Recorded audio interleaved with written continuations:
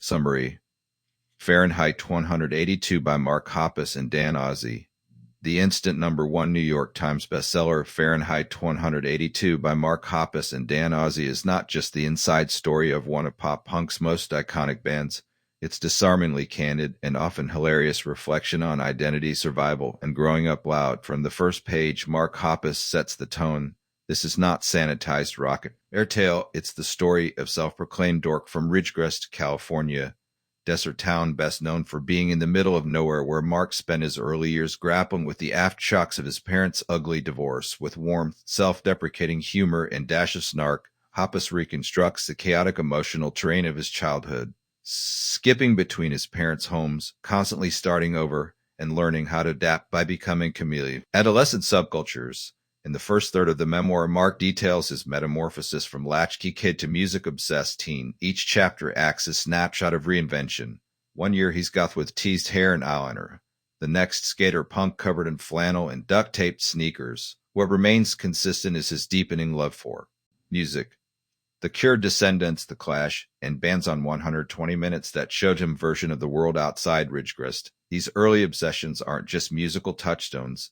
They're survival tools, emotional armor against world that often feels unstable and unfair. This section is also threaded with Hoppus's early confrontations with anxiety and depression. Rather than presenting these struggles through clinical lens, he recalls them as they experienced persistent unease, paralyzing overthinking, and the desperate hope that music might make things bearable. It's here that Hoppus begins journaling, writing lyrics, and playing bass. An act that starts as private release and slowly becomes something more. Then comes the pivotal moment, his move to San Diego in his late teens, where he's introduced to Tom DeLonge through his sister. This meeting, presented with the serendipity and awkwardness that only life can deliver, becomes the spark that lights the fire. The chemistry between Mark and Tom is immediate. Not just musically, but comedically, their shared irreverence, obsession with melody, and unwillingness to take themselves seriously become the DNA of what would become Blink-182. With Dan Ozzi's help, the memoir artfully charts the band's rise, not as polished narrative arc, but as messy, chaotic, real-life adventure. From playing VWOs and selling demo tapes out of backpacks to signing with major label and shooting absurdly low-budget music videos, the book captures the wonder and absurdity of becoming famous while still feeling like kid inside. Fans will appreciate the behind-the-scenes stories, like the recording of Ranch, the addition of Travis Barker, and the surreal whirlwind of Enema of the State. But the memoir doesn't devolve into name-dropping or nostalgia.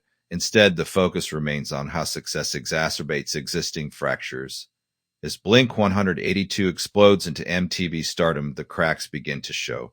Hoppus speaks with honesty about the band's internal tensions, creative disagreements, and personal misunderstandings that eventually lead to hiatus in 2005. But this isn't bitter retelling. There's sadness, yes, but also perspective. Mark reflects on the breakdown of his friendship with Tom, not with blame, but with the kind of wisdom that comes only with time and pain.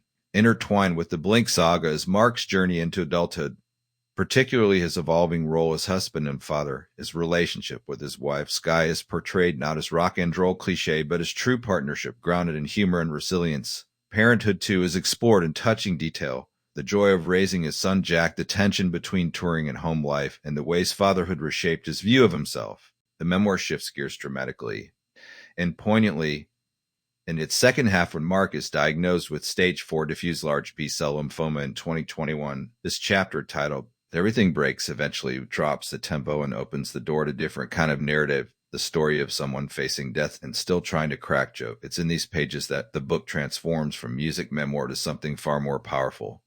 Mark recounts the moment he found the lump in his neck, the surreal blur of doctor visits, the gut punch diagnosis, and the terrifying honesty of telling his family. Chemotherapy is described in detail, both the physical toll and the emotional void it creates. He writes of feeling invisible, forgotten, reduced to patient number, and yet he's never more present or more authentic. The gallows humor that defined his band is now lifeline. In one instance, he jokes about bringing bucket of fried chicken to PET scan just to mess with the technicians. It's this balance between comedy and devastation that makes the book soar. The cancer battle becomes not only the test of survival, but a turning point of reconnection. Tom DeLonge, once estranged, reaches out. What begins as cautious texting turns into real reconciliation. The memoir captures this reconnection with tender simplicity. suggesting that sometimes it takes facing death to finally say what matters. Mark also discusses the anxiety and depression that followed remission, what he calls the hangover of not dying. Strikingly honest account of post-traumatic growth marked not by triumph, but by slow, uncertain healing. There's no triumphant victory lap, just the messy business of figuring out what to do with second chance. As the memoir nears its conclusion, Blink-182's reunion takes shape. Not his grand comeback, but his quiet return to friendship and creative alignment. Mark describes getting back in the studio with Tom and Travis, not for capturing the past, but as building something new from the ashes of everything they've been through. There's sense of earned maturity here.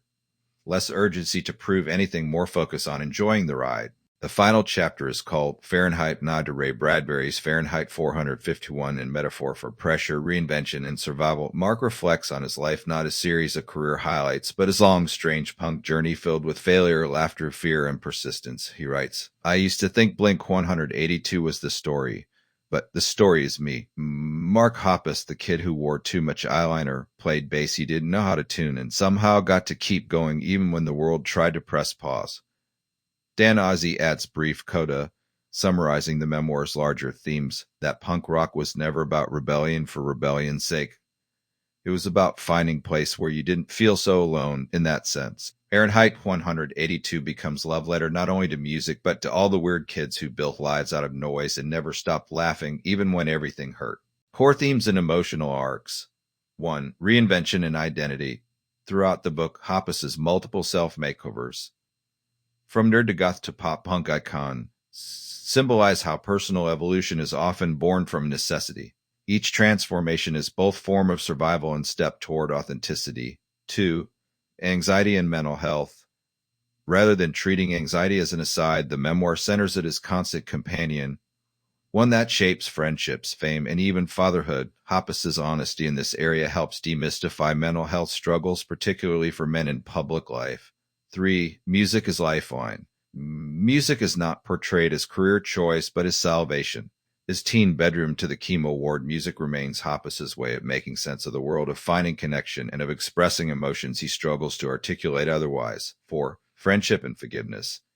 The emotional arc with Tom DeLonge is one of the book's most moving. Their journey from brothers in arms to strangers and back again underscores the idea that true friendship can survive even the ugliest of silences, if both parties are willing.